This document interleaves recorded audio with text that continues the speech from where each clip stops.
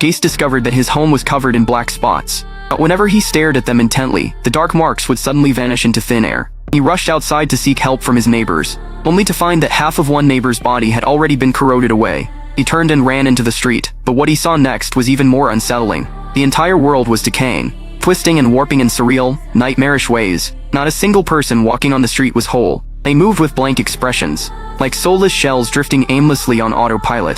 Jace stood frozen in disbelief. A grotesque creature suddenly charged toward him. He was certain this was the end, but at the last moment, a group of fully armed individuals appeared and saved him. They blew the monster to pieces without hesitation and dragged Jace away. To his horror, the creature was not dead. Its body slowly began to regenerate, and it started chasing them again. They ran until they reached the edge of a cliff. Paralyzed with fear, Jace could not move until the captain shoved him aside. He slid into a strange new area filled with traditional Chinese architecture. Before he could process the sudden change of scenery, 3 others landed behind him.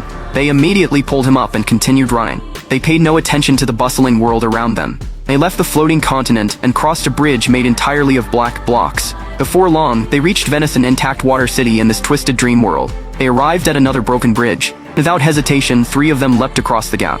Bree Felmydre landed on the building opposite. Jace watched in disbelief, his heart pounding, but the monster was right behind him. He took a deep breath and jumped. After tumbling for a moment, he was suddenly pulled to his feet, then quickly plunged into the water below.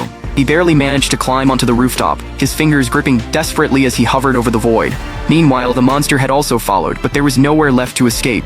One of the team members produced a powerful bomb. They sacrificed themselves to blast open a new escape route. Only when the chaos subsided did Jace finally learn the truth. This place was the world of dreams. Anyone who fell into a coma in the real world ended up here. No one remembered their names or identities. Everything in existence was formed from fragments of their fading memories. And the monsters hunting them, they were the dead. Their brains had already perished, but machines kept their bodies alive. When the brain died but the system remained active, this world created something terrifying.